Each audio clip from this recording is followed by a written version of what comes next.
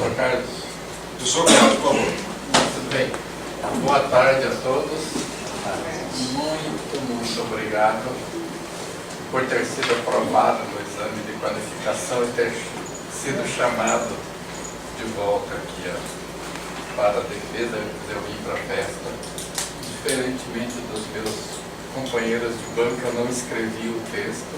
Eu sou um cara indisciplinado. Mas assim, então eu fiz algumas anotações, mas basicamente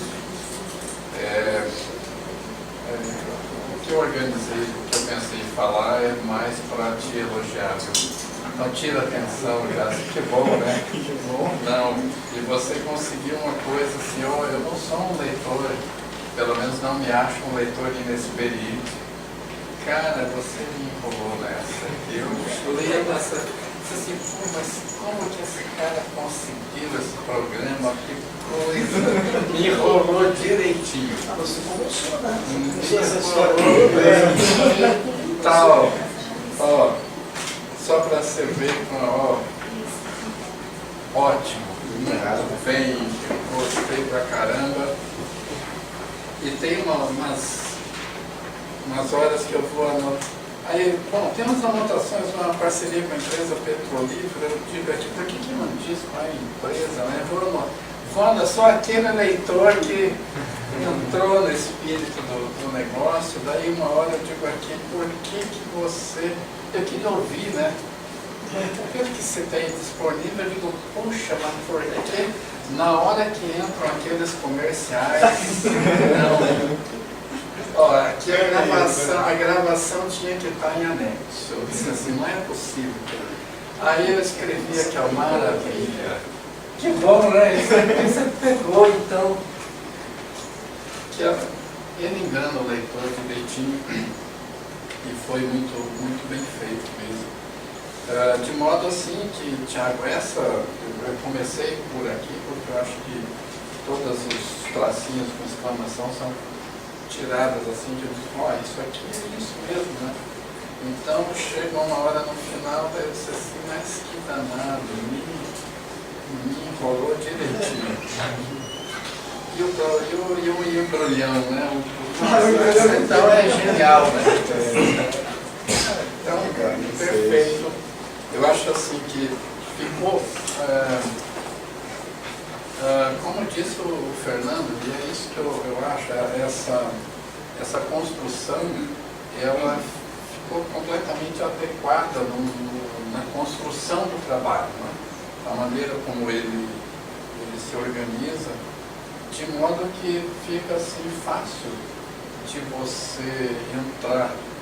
A coisa da suspensão da descrença no filme, você já está com...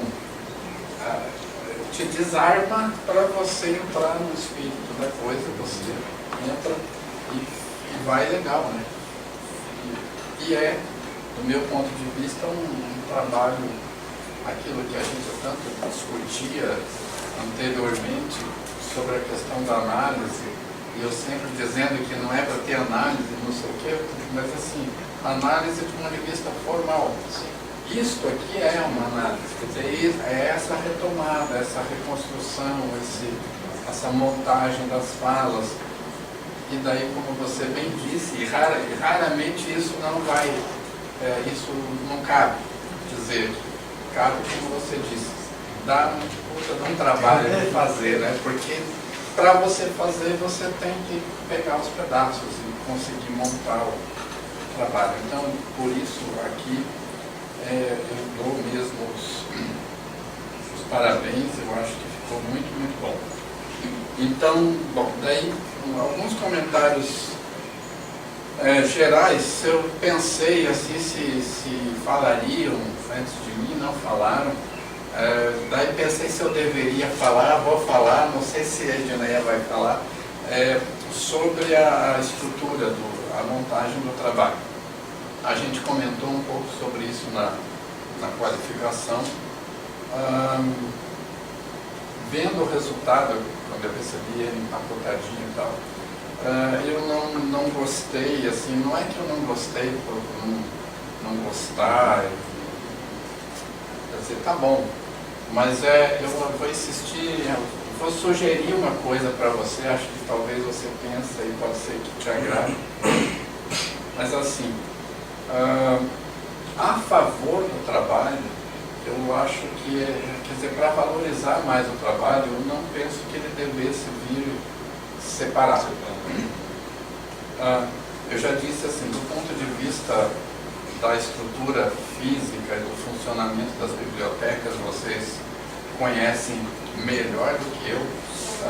Isso aqui só seria possível se você fabricasse uma caixinha de papelão que prendesse eles, porque se eles forem apresentados assim na biblioteca, o que vai acontecer? Vai sumir. Um deles escorrega a massa, enfim, você vai perder o trabalho. Então, a sugestão de encadernar não é contra a sua ideia. Tem hoje o esquema todo das produções das peças digitais, que está tudo digitalizado. Como é que ficaria no caso do digitalizado? Você se força a sequenciar, por exemplo, isso, né? Não sei, teria que ter um esquema para não... Existe uma obrigatoriedade de você entregar. Dependendo da universidade, eles obrigam que seja entregue em um único arquivo. Então você não pode apresentar 2 ou 3 pedaços. Então tem todas essas questões.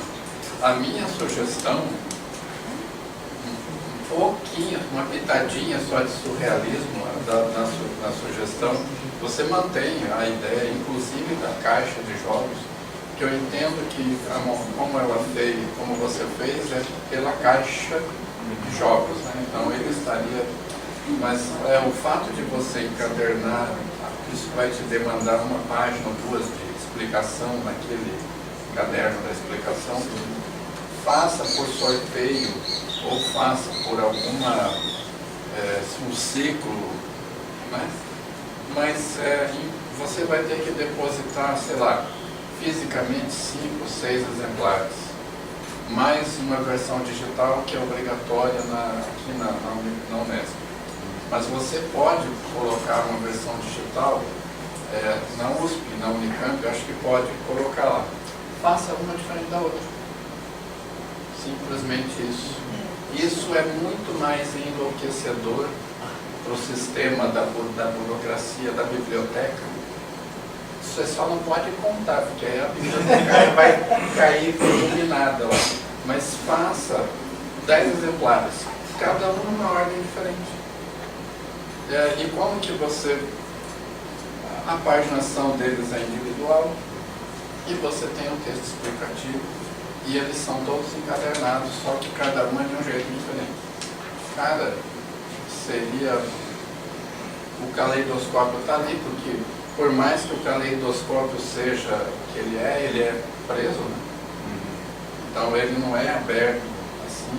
Você pega ele quando você passa para o outro, mas ele continua preso. E é uma ideia para você, como se diz, viabilizar a desconstrução fisicamente. Eu acho que isso valorizaria o teu trabalho. Que assim a tendência é ele se perder. Essa é a minha opinião em termos de...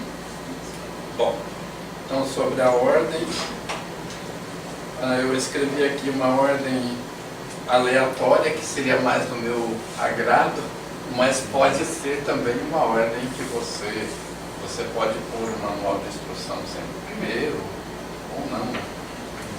Que se você o encadernar, você não vai precisar repetir toda vez a parte inicial.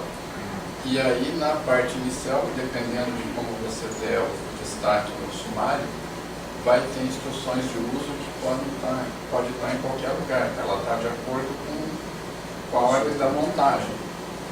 Aí vai dar atenção do leitor. De começar pelas instruções de uso que está no final ou não.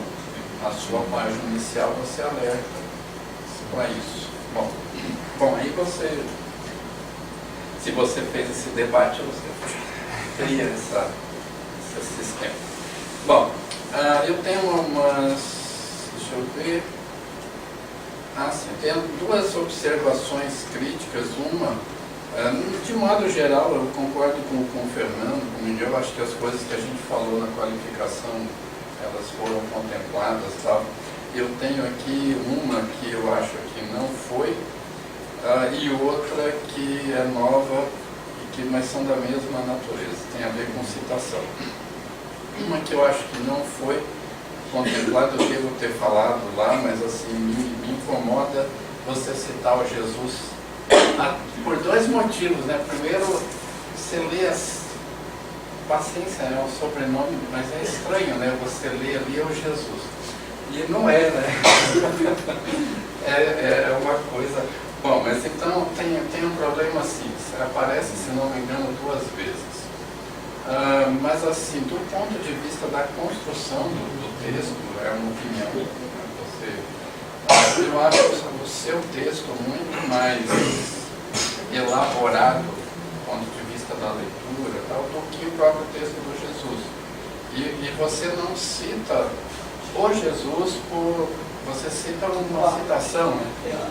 Isso, então é mais interessante você recortar aquele pedaço, tal. Até porque, salvo engano, eu procurei, mas você não pôs aí o cara na bibliografia, né, nas referências, ele está aqui, tem uma vez que é uma epígrafe, né, não precisaria estar, mas outra vez no corpo do texto ele não está lá, as referências. Outras fotos, né? E daí tem várias desse tipo, tem várias. Eu não sei, porque aí depende de como ele montou os cadernos, daí tem várias mesmo, porque eu acho que valia a pena você passar o pente fino de referências que não estão. Não sei, algumas eu até conferi. Estão presentes, mas não estão na lista. Exatamente.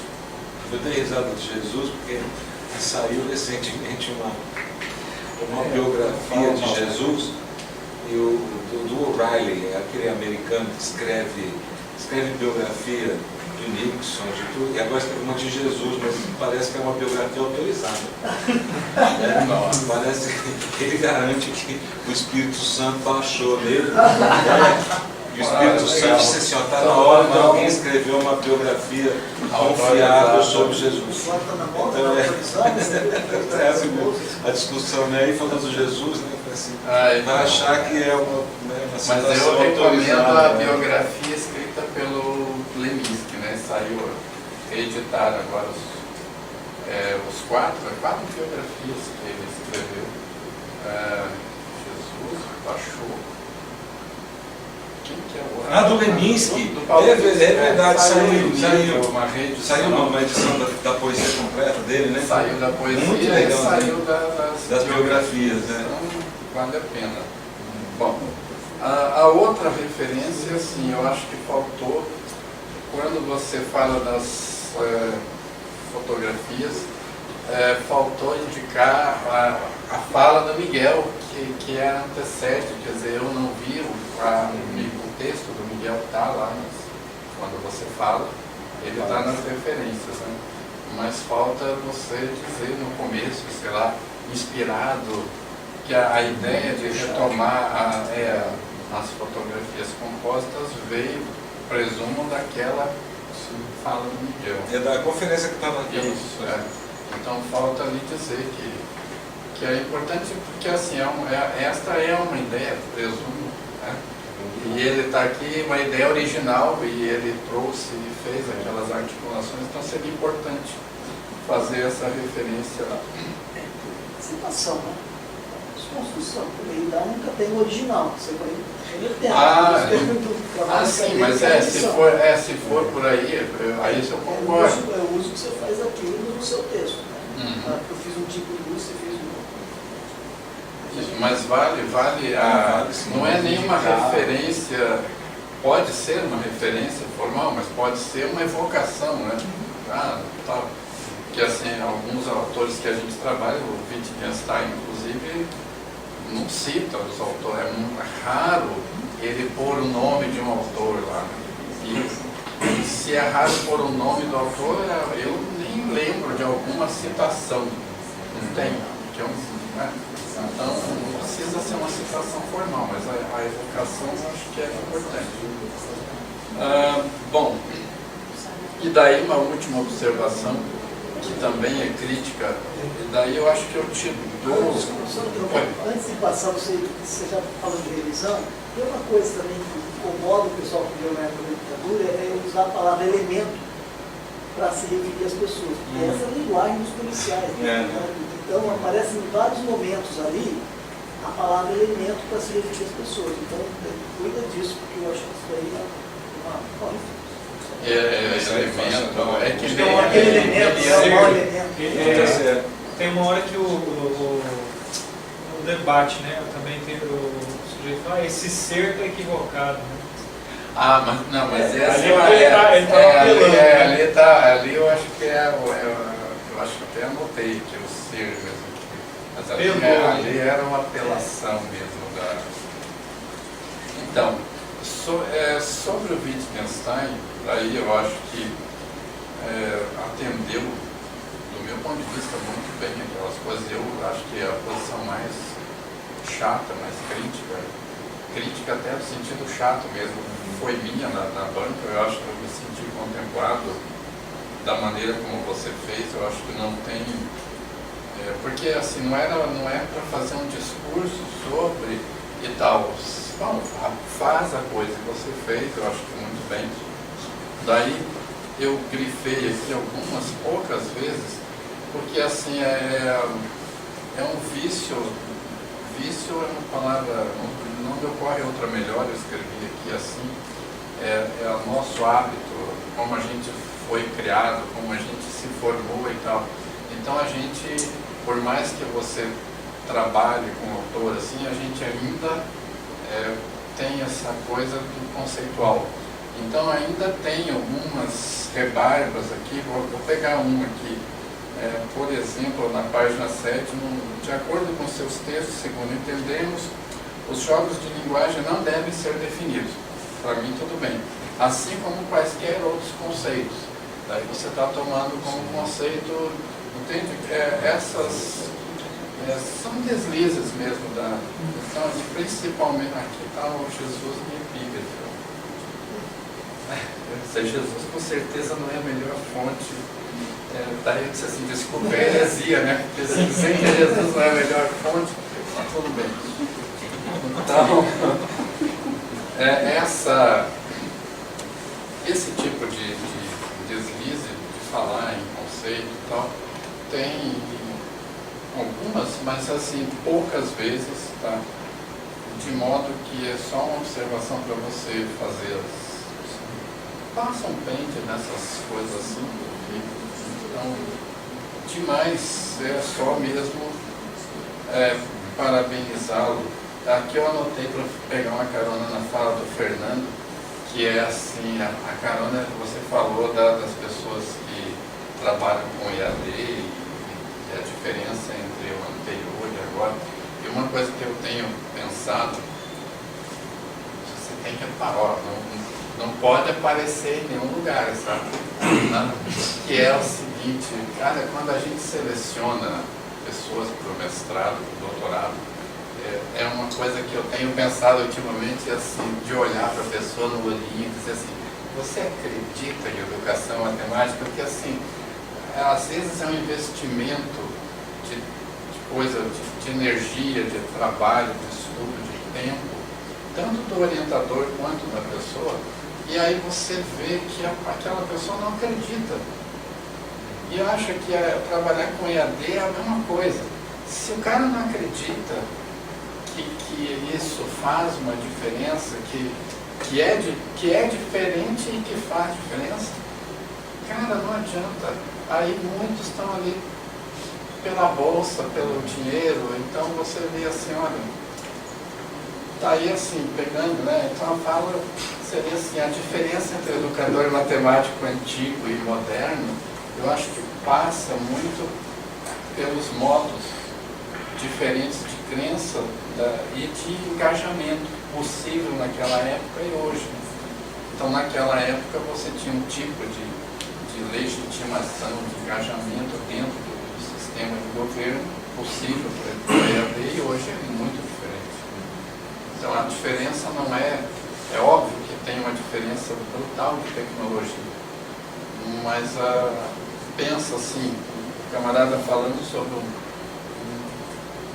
para a tecnologia dessa época, o cara falando sobre o modo de produção do texto para aquela tecnologia. O modo de produção do texto nos interessa, tanto faz a época, que é o professor produzindo o material.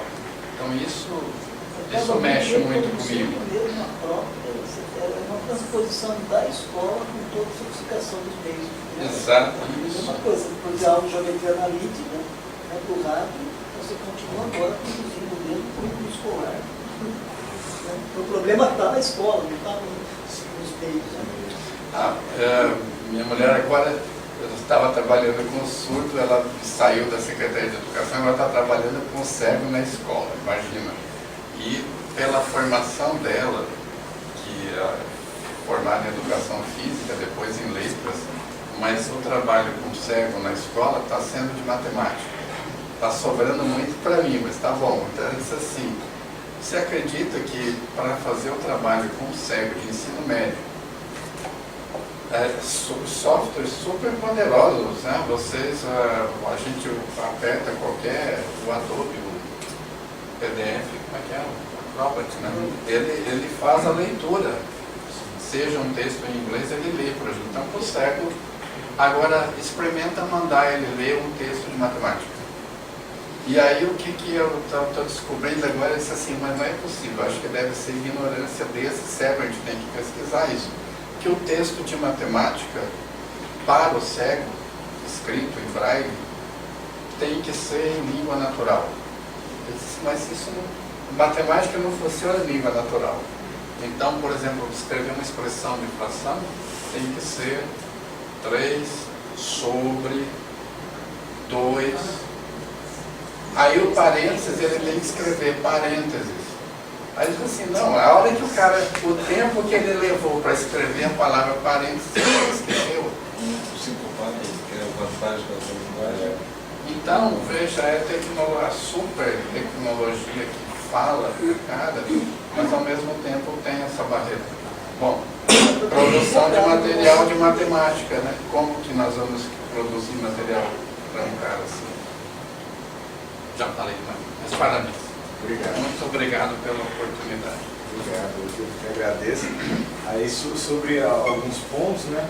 Sobre a encadernação, a gente não fez esse primeiro exemplar para a banda, até porque normalmente vocês não entregam, né? Mas a ideia é que ele seja mesmo uma caixa, né? Em formato livro, onde só abra a primeira capa, né? E ali estejam os 9 Legal. acondicionadinhos, né? Fechadinhos, né? Agora, sobre o digital, a gente entrega aqui um CD, o que não compromete entregar 9 arquivos. No entanto, ele vai estar numa ordem como talvez a ordem que eu coloque na caixa, que uma ordem que eu vou vir para vocês.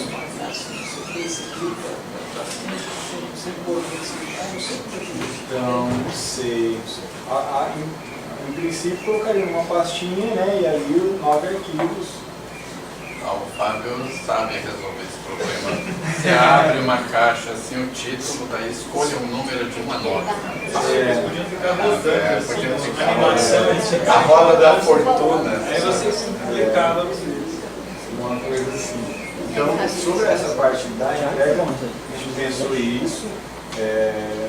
Recebi hoje o e-mail da ficha catalográfica, disse que eram 9 volumes, ela só disse assim, bom, coloque na frente o vizinho 9. Então não teve nenhum problema assim, a biblioteca daqui, né? A gente nem conversei com o Vicente, mandou a ficha catalográfica, normal. Né?